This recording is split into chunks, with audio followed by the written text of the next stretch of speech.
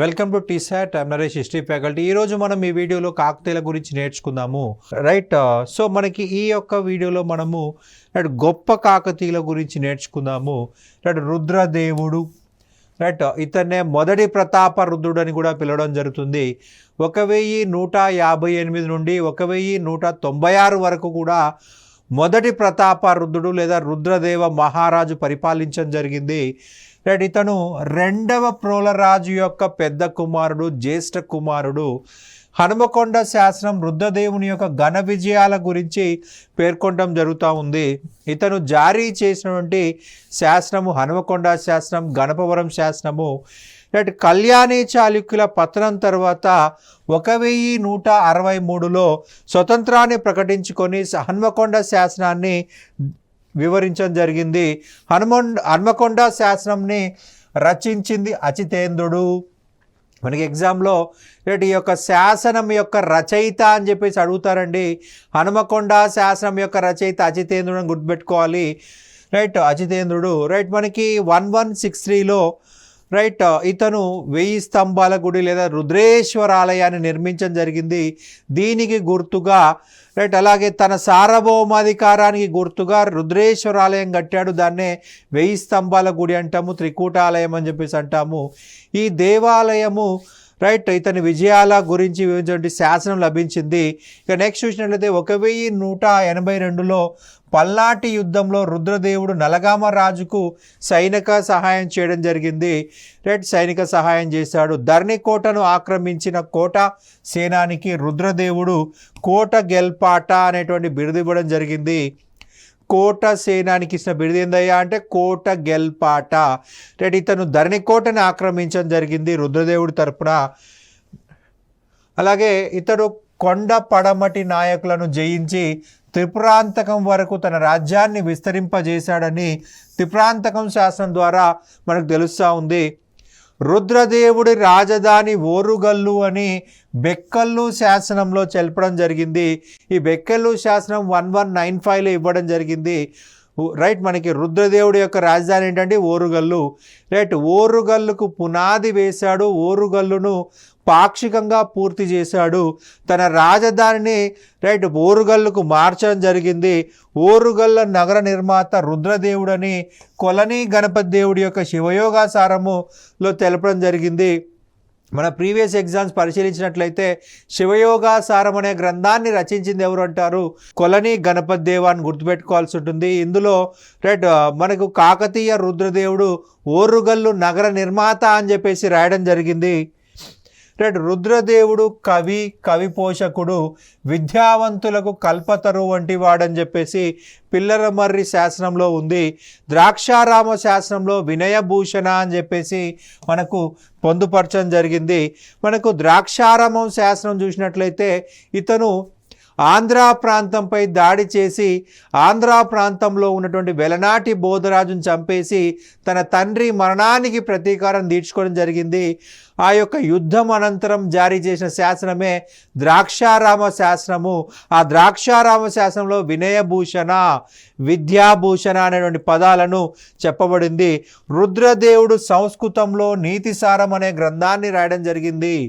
రుద్రదేవుడు సంస్కృతంలో నీతిసారం అనే గ్రంథం రచించడం జరిగింది. నీతి ఉందంటే ఖచ్చితంగా అది రాజకీయ చరిత్ర అని గుర్తుపెట్టుకోవాలి. కాకతీయుల యొక్క పరిపాలన యొక్క సమగ్ర సమాచారాన్ని అందులో వివరించడం జరిగింది. రైట్, పరిపాలన గ్రంథాలన్నీ కూడా నీతి అనే పదాలతో స్టార్ట్ అవుతాయి అనేది గుర్తుపెట్టుకోవాలి. ఒకవేళ మనకు ఆన్సర్ తెలియకపోతే ఆ నీతి అనే పదం పెట్టినట్లయితే మనకు కరెక్ట్ అయ్యే ఛాన్స్ ఉంటుంది. రుద్రదేవుని మంత్రి గంగాధరుడు వైష్ణవ మత అభిమాని. ఈ గంగాధరుడు హనుమకొండలో ప్రసన్న కేశవాలయాన్ని నిర్మించడం జరిగింది. ప్రసన్న కేశవ అంటే విష్ణువు యొక్క ఆలయము. రుద్రదేవుడు హనుమకొండలో రుద్రేశ్వర ఆలయము నిర్మించాడు. ఇందులో 1000 స్తంభాలు ఉన్నాయి కాబట్టి 1000 స్తంభాల గుడి అని చెప్పేసి అంటాము. జనరల్గా ఏదైనా దేవాలయం చూసినట్లయితే ఒక గర్భగుడి ఉంటుంది, కానీ ఇతను 3 పెద్ద గర్భగుడులు కట్టాడు. సో త్రికూటాలయం అని చెప్పడం జరిగింది. 3 పెద్ద గర్భగుడులు ఉన్నాయి. జనరల్గా అయితే ఒకటే గర్భగుడి ఉంటుంది. అంటే మనకు శివుడికి ఒక గర్భగుడి, విష్ణువుకి ఒక గర్భగుడి, సూర్యుడికి ఒక గర్భగుడిని 1163 ADలో నిర్మించడం జరిగింది. అలాగే తన తండ్రి పోలరాజు తాను సాధించిన విజయాలను వర్ణిస్తూ ఒక విజయ శాసనాన్ని కూడా రుద్రదేవుడు యొక్క దేవాలయ ప్రాంగణంలో ఇవ్వడం జరిగింది. పానుగల్లుపై దాడి చేశాడండి. నల్గొండ జిల్లా నల్గొండ పట్టణం యొక్క సరిహద్దు ప్రాంతంలో ఉంటుంది యొక్క పానగల్లు. దీనిపై దాడి చేసి ఇక్కడ ఉదయచోడ మహారాజుని ఓడించాడు. ఉదయచోడ మహారాజుని ఓడించడం జరిగింది. అక్కడ ఈ ఉదయచోడ మహారాజును ఓడించి పానగల్లులో రుద్ర సముద్రం అనేటువంటి చెరువుని కట్టించారు. ప్రస్తుతం దాన్ని ఉదయ సముద్రం చెరువు అని చెప్పేసి చెప్తా ఉన్నారు. రుద్రదేవుని కాలంలోనే జైన శైవ సంఘర్షణలు ప్రారంభమైనాయి. వైదిక మతంలో వర్ణ ధర్మాలతో పాటు శైవ మతంకి పొత్తు కుదిరిందని చెప్పాల్సి ఉంటుంది. ప్రచారం చేసిన వ్యక్తి మల్లికార్జున పండితుడు రుద్రదేవుని యొక్క సమకాలీనం గుర్తుపెట్టుకోవాలి. రుద్రదేవుడు దేవగిరి యాదవ పాలకుడు అయినటువంటి జైత్రపాలునితో యుద్ధంలో మరణించడం జరిగింది. రుద్రదేవుడు రోజు రోజుకి అభివృద్ధి చెందుతూ ఉన్నాడు.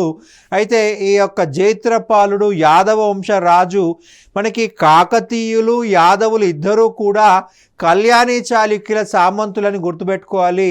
కళ్యాణి చాళుక్యుల తరపున తెలంగాణ ప్రాంతాన్ని పరిపాలించింది కాకతీయులైతే, కళ్యాణి చాళుక్యుల తరపున మహారాష్ట్ర ప్రాంతాన్ని సామంతులుగా పరిపాలించింది యాదవులు. వీళ్ళిద్దరూ కళ్యాణి చాళుక్యుల సామంతులే. రోజు రోజుకి కాకతీయ రాజ్యం విస్తరిస్తూ ఉంది. సో ఈ యొక్క జైత్రపాలుడు భయపడి జైతుగి లేదా జైత్రపాలుడు అనేవాడు రుద్రదేవ మహారాజును ఓడించి చంపివేయడం జరిగింది. అతని జీవితం విషాదాంతమైందని చెప్పాల్సి ఉంటుంది. రుద్రదేవ మహారాజు జైత్రపాలుడి చేతిలో చనిపోవడం జరిగింది. ఈ విషయం యాదవ రాజుల ఆస్థాన కవి అయిన హేమాద్రి చతుర్వర్గ సారస్ గ్రంథంలో వ్రతఖండంలో భాగంగా పేర్కొన్నాడు. హేమాద్రి రాసినటువంటి డైరెక్ట్గా అడగవచ్చు. హేమాద్రి రాసినటువంటి మనకి వ్రతఖండము, ఇది గుర్తుపెట్టుకోవాలి. రుద్రదేవ మహారాజు లేదా మొదటి ప్రతాపరుద్రుడు జైత్రపాలుడి చేతిలో ఓడించబడి చంపబడినట్టు ఏ గ్రంథం ద్వారా తెలుస్తుంది అంటే, షార్ట్కట్లో అడిగితే హేమాద్రి యొక్క వ్రతఖండము, ఫుల్గా అడిగితే చతుర్వర్గ సారా గ్రంథంలోని వ్రతఖండము అని చెప్పేసి గుర్తుపెట్టుకోవాలి. ఒక చాప్టర్ అనమాట. వ్రతఖండం అనేది చతుర్వర్గసార గ్రంథంలో ఒక పార్ట్ అనమాట. ఇక నెక్స్ట్ చూసినట్లయితే మహాదేవుడు. రుద్రదేవునికి పుత్ర సంతానము లేదు. రుద్రదేవునికి పుత్ర సంతానం లేని వల్ల అతని సోదరుడి మహాదేవుడు రాజు కావడం జరిగింది. మహాదేవునికి రాజ్యం అప్పగించినట్లు కండవల్లి తామ్రశాస్త్రం తెలుపుతూ ఉంది. మహాదేవుడు శైవమత అభిమాని ధృవేశ్వర పండితుడు అనే వ్యక్తి ఇతని యొక్క ఆస్థానంలో ఉన్నాడు. ఇతని దగ్గర నుంచి ఆరాధ్య శైవ మతాన్ని స్వీకరించాడు. ధృవేశ్వర పండిత్ దగ్గర నుంచి ఆరాధ్య శైవాన్ని. మహాదేవునికి గణపతితో పాటు మైలాంబిక, కదాంబిక అనే ఇద్దరు కూతుర్లు ఉన్నారు. వీళ్ళిద్దరిని నతవాడి పాలకుడైన రుద్రరాజుకి ఇచ్చి పెళ్లి చేయడం జరిగింది. మైలాంబికని, కదాంబికని ఇద్దరిని కూడా రుద్రరాజు వివాహం చేసుకొని జరిగింది. ఎవరయ్యా ఈ రుద్రరాజు అంటే నతవాడి పాలకుడు. నతవాడి అనేది సామంత రాజ్యం అని చెప్పాలి. సామంతులతో కాకతీయులు వివాహ సంబంధాలు కలిగి ఉండడం జరిగింది. మహాదేవుడు తన అన్న మరణానికి కారణమైన జైత్రపాలుడిపై ప్రతీకారం తీర్చుకోవడం కోసము దేవగిరిపై దండయాత్ర చేశాడండి. కానీ ఇక్కడ జరిగిన యుద్ధంలో మహాదేవుడు చంపబడ్డాడు. గణపతి దేవుడు యాదవులకు చిక్కడం జరిగింది. మహాదేవుడేమో యుద్ధంలో చంపబడ్డాడు, గణపతి దేవుడు బందీగా చిక్కాడని గుర్తుపెట్టుకోవాలి. చింతలూరి తామ్రశాస్త్రం చూసినట్లయితే దేవగిరి రాజైన జైతుగి తన కుమార్తె అయిన సోమలదేవిని కాకతీయ గణపతి దేవునికి ఇచ్చి వివాహం చేసి కాకతీయ రాజ్యానికి రాజుగా పంపినట్లు తెలుస్తూ ఉంది. సోమలదేవిని గణపతి దేవునికి ఇచ్చి వివాహం జరిపించాడు. సో వాళ్ళిద్దరినీ కూడా కాకతీయ రాజ్యాన్ని పంపించడం జరిగింది. గణపతి దేవుడు గణపతి దేవుడు సంబంధించి తొలి శాసనం అంటే మంతెనా శాసనం అని గుర్తుపెట్టుకోవాల్సి ఉంటుంది.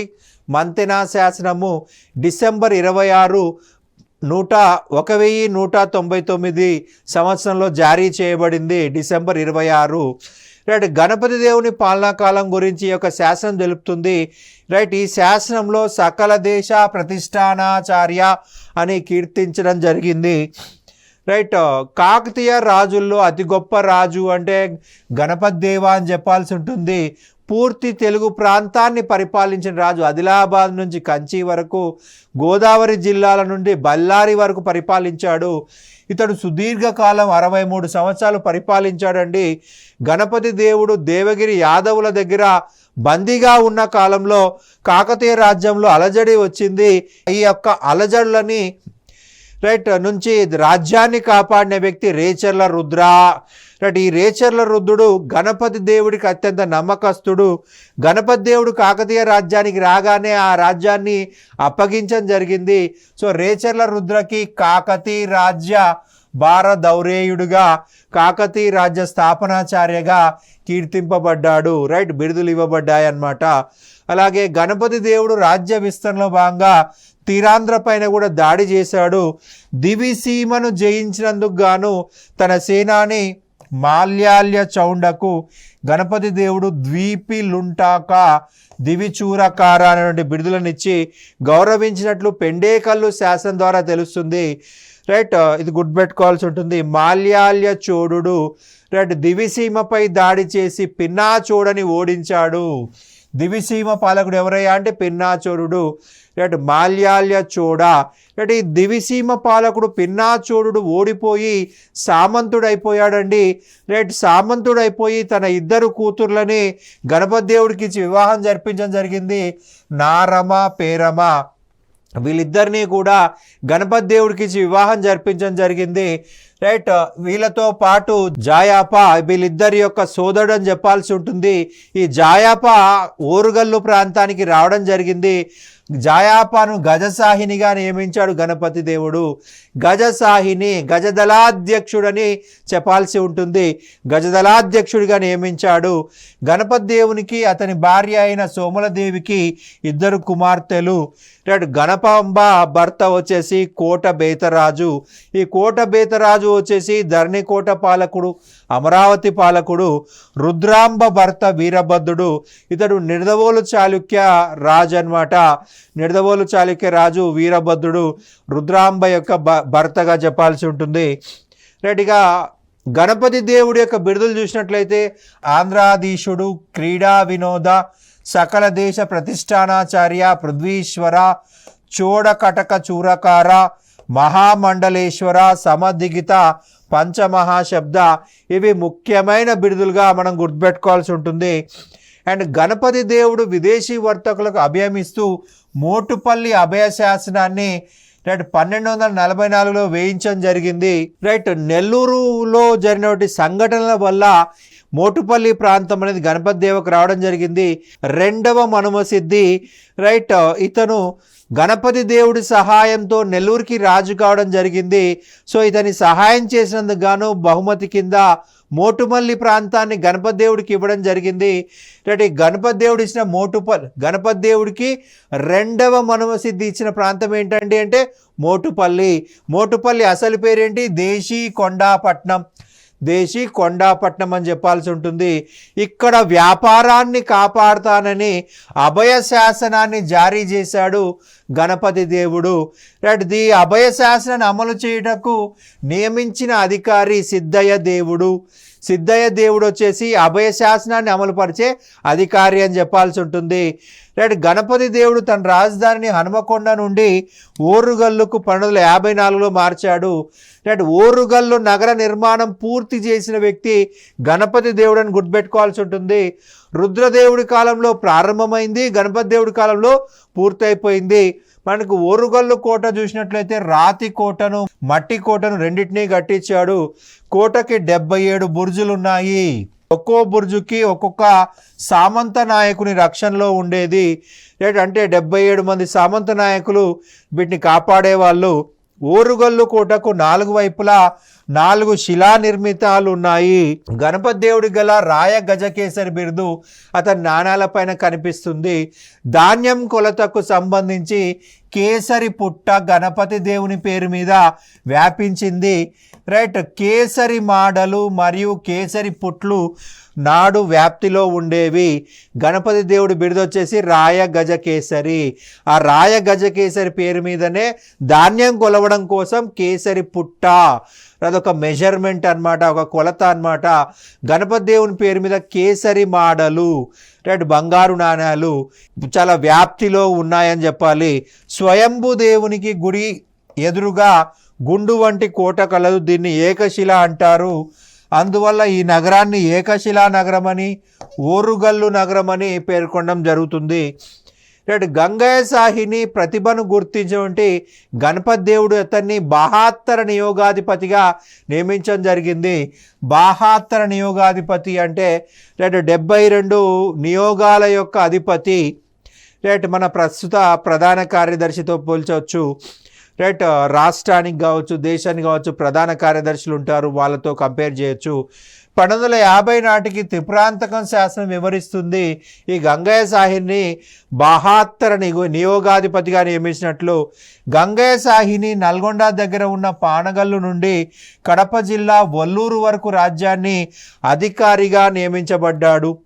నల్గొండ దగ్గరలోని పానగల్లు నుండి కడప జిల్లాలోని వల్లూరు వరకు ఉన్న ప్రాంతానికి గంగయ్య సాహిని అధిపతిలో ఉంటుంది, సామంతుడిగా ఉన్నాడనమాట.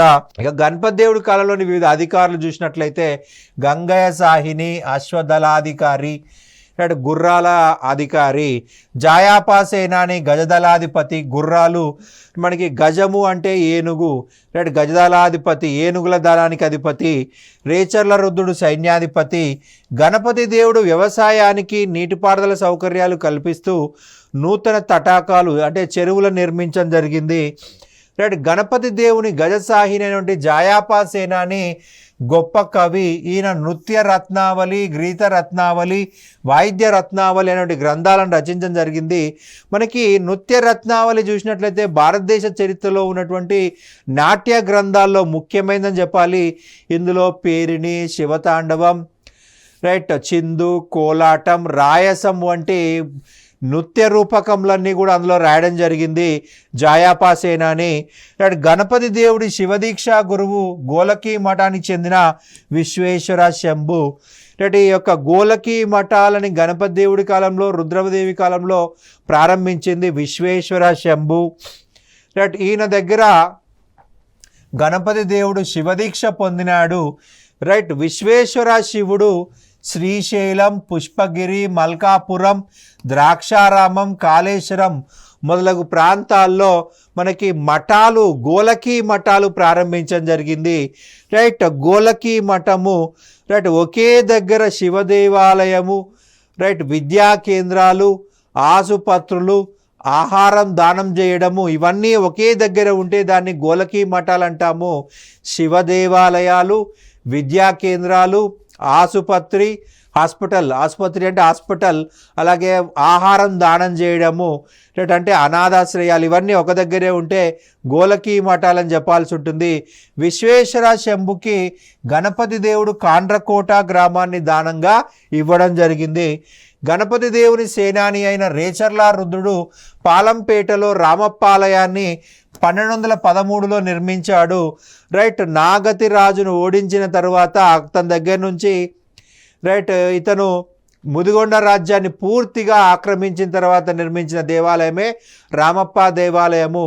రామప్ప దేవాలయం యొక్క అసలు పేరేంటి అనొచ్చు ఎగ్జామ్ పాయింట్ ఆఫ్ వ్యూలో, రామలింగేశ్వరాలయము.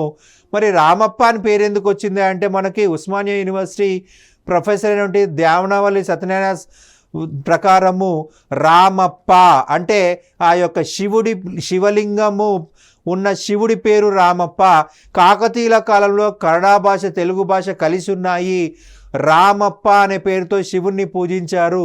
అందువల్లనే మనకి యొక్క రామప్ప అనే పేరు వచ్చింది అని చెప్పేసి ఉస్మానియా యూనివర్సిటీ ప్రొఫెసర్ చెప్పడం జరిగింది.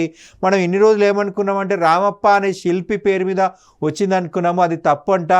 రామప్ప అది శివుడి పేరు, రామలింగేశ్వర ఆలయంలో నుండి శివుడి పేరు అని చెప్పేసి ఉస్మానియా యూనివర్సిటీ ప్రొఫెసర్ ద్వారా మనకు తెలిసింది. గణపతి దేవుడు సహస్రలింగాలయాన్ని తన రాజధానిలో నిర్మించుకున్నాడు.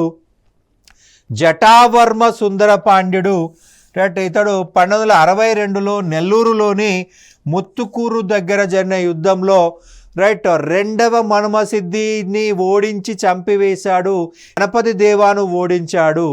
నెల్లూరు యొక్క రాజు వచ్చేసి రెండవ మనుమసిద్ధి, అతన్ని ఓడించి చంపేశాడు. అలాగే ఇదే యుద్ధంలో గణపతి దేవుని కూడా ఓడించడం జరిగింది.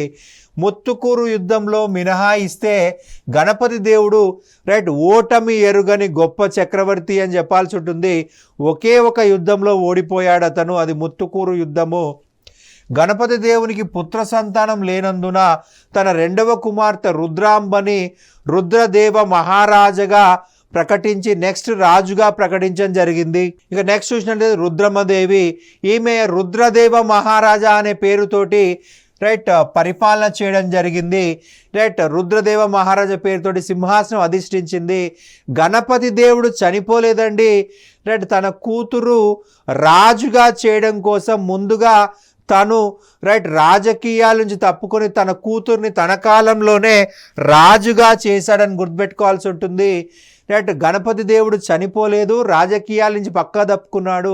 తను బతికున్నప్పుడే రుద్రమదేవిని రాజుగా చేసి శత్రుభయం లేకుండా తిరుగుబాట్లు లేకుండా చూడాలనుకున్నాడు. అందుకే ఈమెని బతుకుండగానే రాజుగా చేశాడు. తను రాజకీయాల నుంచి నిష్క్రమించేశాడు. రుద్రమదేవి బిరుదు వచ్చేసి రాయ గజకేసరి, రుద్రదేవ మహారాజా, ఈ రెండు బిరుదులు. రుద్రమదేవి తెలుగు ప్రాంతాలను పరిపాలించిన మొట్టమొదటి మహిళ అని చెప్పాలి. లేదంటే పూర్తి సౌత్ ఇండియాని పరిపాలించిన మొట్టమొదటి మహిళ. మనకు ఢిల్లీ సుల్తాన్లో చెప్పుకున్నామండి. మనకు రజియా సుల్తానా భారతదేశ చరిత్రలో తొలి మహిళా పరిపాలకురాలు. 1236 నుంచి 1240 వరకు. ఈమె వచ్చేసి 1262 నుంచి 1289 వరకు. రుద్రమదేవి రెండవ భారతీయ మహిళా పరిపాలకులు అని చెప్పొచ్చు. సౌత్ ఇండియా పరంగా చూస్తే మొదటి మహిళా పరిపాలకులు అని చెప్పేసి చెప్పుకోవచ్చు. రుద్రమదేవికి వ్యతిరేకంగా ఆమె సవతి సోదరులైన హరిహర మురారి దేవలు తిరుగుబాటు చేశారని ప్రతాప చరిత్ర ద్వారా తెలుస్తుంది. రుద్రమదేవి మద్దతు రాయాలంటే కాయస్థా నాయకులు ప్రసాదిత్యులు సహాయంతో ఈమె వీళ్ళని అణిచివేసి వీళ్ళను చంపివేయడం జరిగింది. తిరుగుబాటును అణిచివేసి వీళ్ళిద్దరిని చంపేయడం జరిగింది. ప్రసాదిత్యునికి కాకతీయ రాజ్య స్థాపనాచార్య, రాయపిత, మహాంక అనే బిరుదులని రుద్రమదేవి ఇచ్చినట్లు వెలుగోటి వారి వంశావళి ద్వారా మనకు తెలుస్తూ ఉంది. మనకి రుద్రమదేవి రాజ్యాన్ని కాపాడడానికి ఒక వెన్నెముకలాగా నిలబడ్డాడు రేచర్ల ప్రసాదిత్యుడు. సో అతనికి ఇచ్చిన బిరుదులు వచ్చేసి కాకతీయ రాజ్య స్థాపనాచార్య, రాయపిత, మహాంక. ఈ రెండు బిరుదులు మనం ఎగ్జామ్ పాయింట్లో గుర్తుపెట్టుకోవాల్సి ఉంటుంది. దేవగిరి యాదవ మహాదేవుడు ఒక మహిళ పరిపాలిస్తుందనేటువంటి అహంకారంతో ఓరుగల్లుపై దాడి చేయడం జరిగింది. ఒక మహిళ పరిపాలన చేయడం ఏంటి అని చెప్పేసి ఆమెను ఎలాగైనా ఓడించాల్సిందే అని చెప్పేసి ఓరుగల్లుపై దాడి చేశాడు. కానీ ఈ దండయాత్రలో అతన్ని ఓడించి దేవగిరి వరకు తరిమి కొట్టడం జరిగింది. బీదర్ కోటను స్వాధీనం చేసుకుంది.